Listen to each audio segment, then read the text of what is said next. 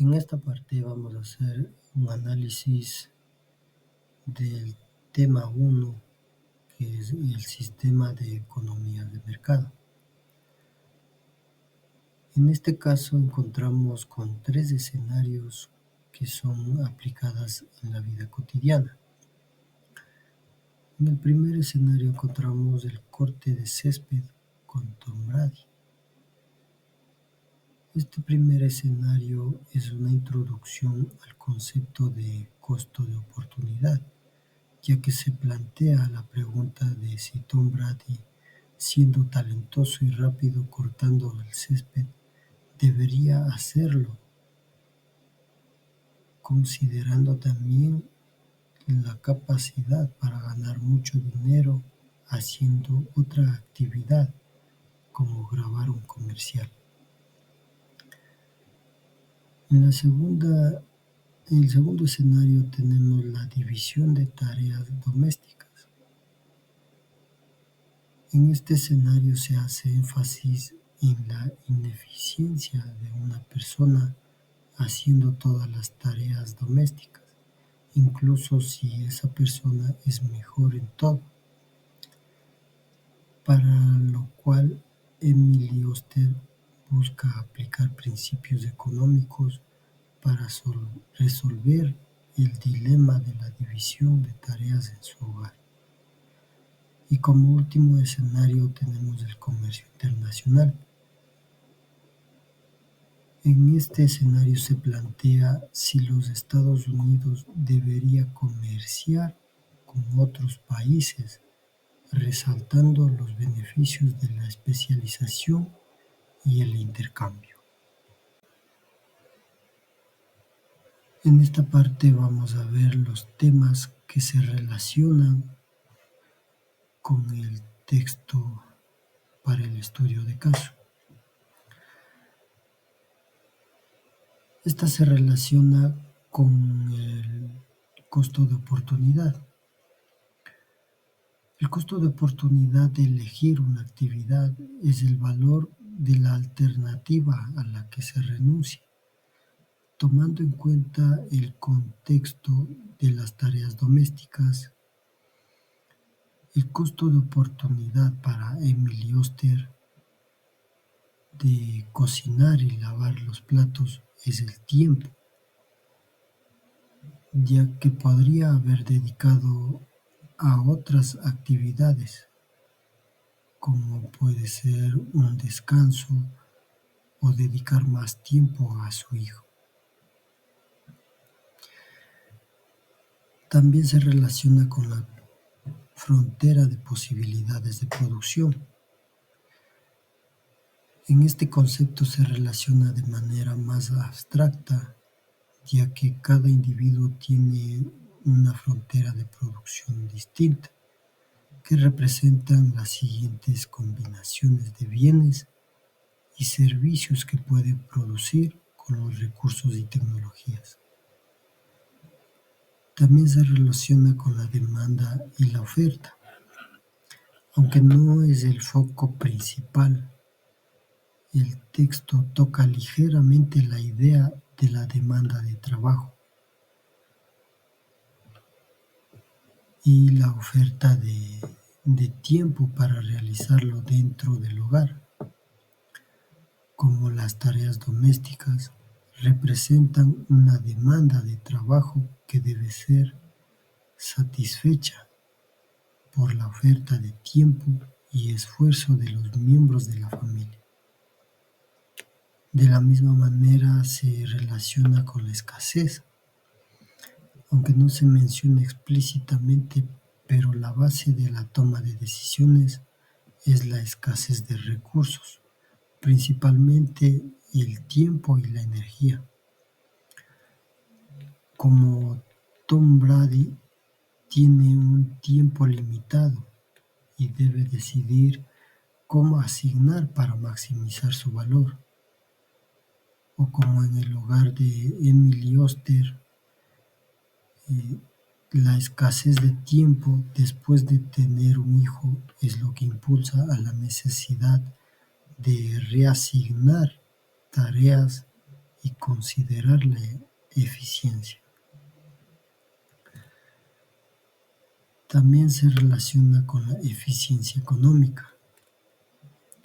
El texto hace énfasis en la búsqueda de la eficiencia, tanto en el caso de Tom Brady, que busca maximizar su valor, como en el de la familia de Emily Oster, que busca optimizar la eficiencia familiar.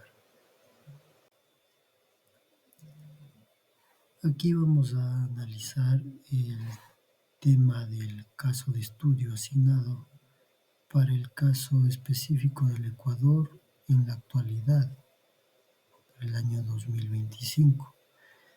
Nos dice si habría visto los mismos resultados. Analizando el tema de estudio de caso en el contexto ecuatoriano, los principios económicos son válidos, pero la práctica se ve condicionada por factores estructurales como los ingresos bajos, cultura tradicional, desigualdad de género y dependencia externa. Por lo tanto, los resultados del caso no serían exactamente los mismos. Su impacto y las decisiones derivadas serían diferentes por las realidades económicas y sociales del país. ¿Por qué? Porque el costo de oportunidad, la escasez de recursos y la eficiencia se vincula directamente con decisiones cotidianas.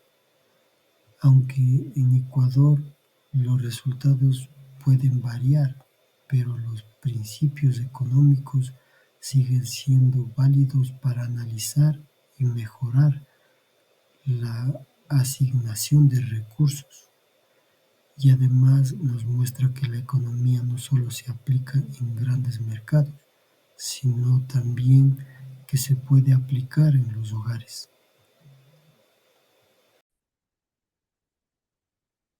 Saludos, mi nombre es Shane Valdés. Voy a hablar acerca de la teoría del consumidor 1, caso de estudio de Ford Motor Company. Diseñando nuevos automóviles usando paso a paso la teoría del consumidor.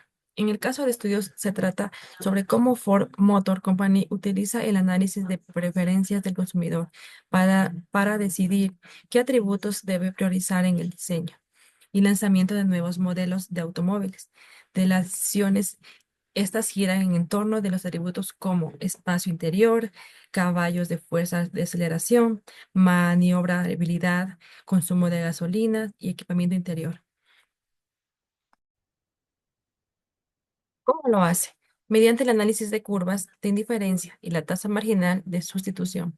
Por ejemplo, los compradores de un Ford Mustang tienen una alta tasa marginal de sustitución entre el espacio y aceleración, lo que significa que están dispuestos a sacrificar espacio por más potencia.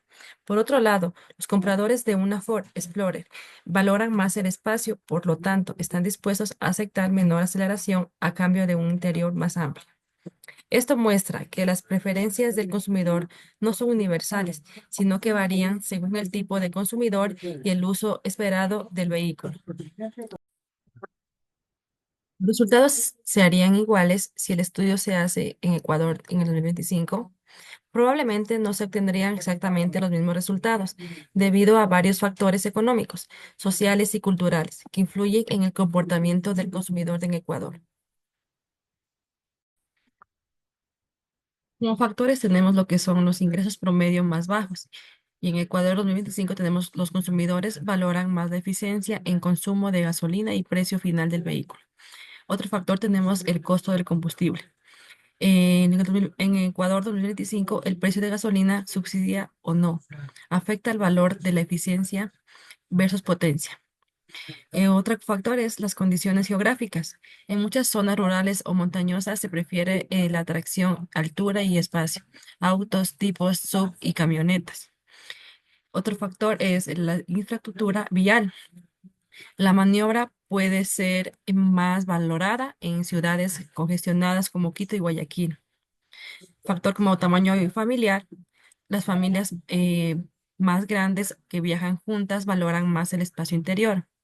y el factor de las tasas de financiamiento, dado el acceso limitado al crédito. El precio influye más que atribuciones como lujo y diseño.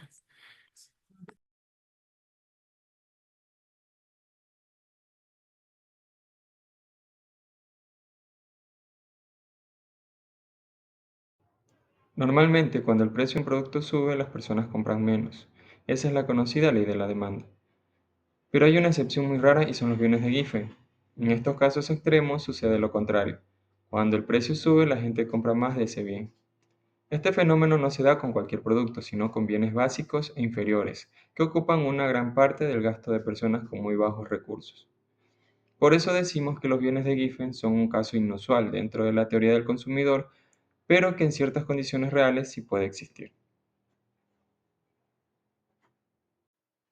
Algunos historiadores han sugerido que durante la hambruna de la papa en Irlanda en el siglo XIX, las papas funcionaron como un bien de Giffen.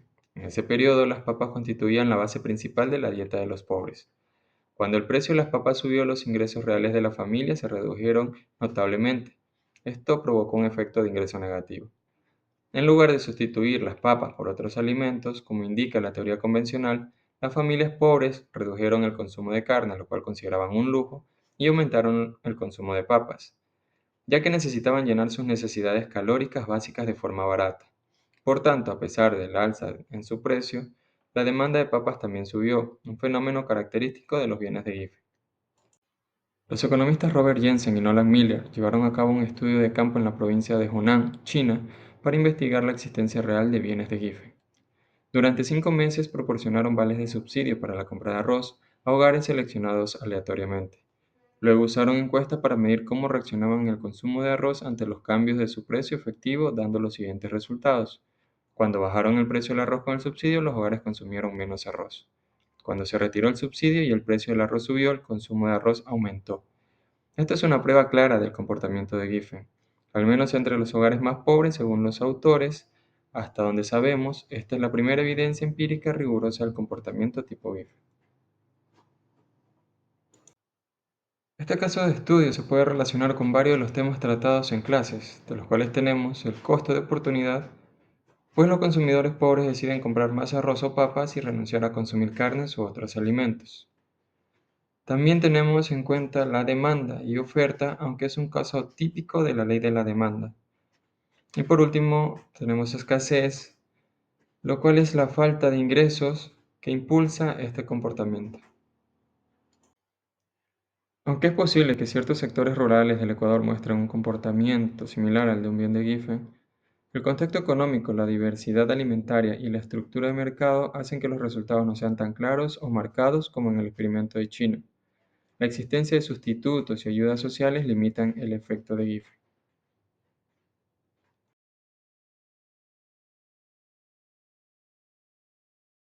Hola, mi nombre es Noemí Cusco y yo les voy a hablar sobre el estudio de casos de demanda y oferta. El tema número 4 está titulado como 2 formas de reducir la cantidad de demanda de cigarrillos. Esto lo busqué en el libro de Georgi Manji de la página 71. Continuemos. A lo largo de esta presentación analizaremos el caso de propuestos desde la teoría económica relacionándolo con otros conceptos vistos en clases y finalmente reflexionaré sobre cómo se aplicaría este caso al contexto ecuatoriano actual en el año 2025. Bueno, en este caso de estudio parte de preocupación social y salud pública como reducir el consumo de cigarrillos. O sea, vamos a ver qué plantea el caso de estudio. Para ello se analizan 2 posibles políticas públicas que podrían ser aplicadas por un gobierno y se evalúan sus efectos desde el punto de vista económico usando el modelo de oferta y demanda. La idea principal es que al afectar alguna de estas curvas, ya sea de la oferta o de la demanda, se pueda reducir la cantidad de cigarrillos que se consumen en el mercado. Así el caso nos invita a comparar 2 cambios distintos hacia el mismo objetivo. Uno a través de un cambio en el comportamiento del consumidor, o sea, el restringiendo la publicidad, por ejemplo. Y otro a través de una política fiscal, que sería imponer. La primera estrategia que analiza el caso consiste en prohibir o limitar la publicidad de cigarrillos. Desde el punto de vista económico, esta medida afecta directamente a la demanda porque reduce el deseo de consumir cigarrillos. al ver menos publicidad, los consumidores podrían dejar de percibir el producto como deseable o normalizado y por tanto estarían menos dispuestos a comprarlo incluso si el precio no cambia. Esto se representa gráficamente como un desplazamiento de la curva de demanda hacia la izquierda. El efecto inmediato es que baja la cantidad consumida, pero también disminuye el precio de equilibrio. Es decir, se cumple el objetivo de reducir el consumo, pero a costa de una baja en el precio, lo cual puede hacer que el producto sea más accesible, especialmente para quienes tienen. La alternativa que plantea el caso es la aplicación de un impuesto a la venta de cigarrillos. Este impuesto puede ser un valor fijo por unidad, como $1 por cajetilla, o podría ser $2, entre otras. A nivel económico, esto impacta a la curva de oferta, ya que los vendedores ahora reciben menos ingresos por cada unidad vendida, al tener que pagar una parte al Estado. Como resultado, la oferta disminuye y la curva de oferta se desplaza hacia la izquierda. Esto provoca dos cosas: un aumento en el precio que paga el consumidor y una reducción en la cantidad consumida. A diferencia de la primera estrategia, aquí el producto se vuelve más caro, lo que desalienta su consumo y además el Estado recauda ingresos fiscales, que podrían usarse para financiar campañas de prevención o el sistema de salud. Por esta razón, muchos economistas ven esta medida como más eficiente y más completa. En este caso de estudio se relacionan con varios de los conceptos claves que hemos aprendido en clase, especialmente durante la semana 1 a 4. Primero, esta ley de la demanda que establece que al aumentar el precio de un bien la cantidad demandada disminuye. En el caso de impuesto, eso es precisamente lo que sucede. Segundo, el caso que se relaciona con la elasticidad al precio de la demanda, es decir, con qué tanta sensibilidad tienen los consumidores ante cambios de precio. Si los cigarrillos son inelásticos, los consumidores seguirán comprándolos aunque suban de precio. Si son elásticos, el consumo bajará fuertemente. También se vincula con el tema de externalidades negativas, ya que el consumo de cigarrillos afecta no solo al consumidor, sino a terceros. Por ejemplo, con enfermedades respiratorias, gastan en los costos que son de salud pública o el humo pasivo. Y finalmente, el impuesto puede extenderse como un impuesto pigouviano, es decir, un impuesto que busca corregir un fallo del mercado derivado de esa externalidad negativa. Bueno, ahora bien, si analizamos este mismo caso aplicado al contexto de Ecuador en el año 2025, debemos considerar algunos factores particulares del país.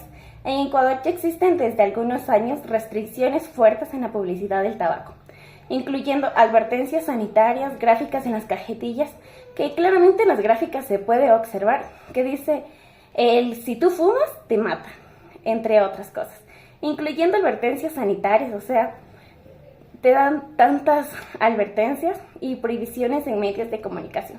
Por tanto, esta política ya se aplica y probablemente su efecto ya está en marcha o se haya estabilizado. En cuanto a los impuestos, también existen gravámenes específicos al tabaco. Sin embargo, aún se observa un nivel significativo de consumo, especialmente en ciertos grupos poblacionales. En este contexto, aumentar el impuesto podría tener un mayor efecto, ya que muchas personas tienen ingresos limitados y al alza de precio podrían disuadir su compra, sobre todo entre los jóvenes. No obstante, hay que tener cuidado si el impuesto es demasiado alto. Podría incentivar al contrabando o la venta informal de cigarrillos, lo que complica aún más el problema. Por lo tanto, en Ecuador sí podrían observarse efectos similares a los del caso, pero siempre dependerán de cómo se diseñe y se aplique la política y de la capacidad del Estado para fiscalizarla. Para concluir, este caso nos muestra la economía puede ayudar a diseñar políticas públicas más eficaces. Tanto restringir la publicidad como aplicar impuestos pueden ser estrategias válidas para reducir el consumo de cigarrillo, pero cada una tiene efectos distintos sobre el mercado. Entender cómo se comporta la oferta, la demanda, los precios y la elasticidades nos permiten evaluar qué políticas es más adecuada en cada contexto. Muchas gracias por su atención.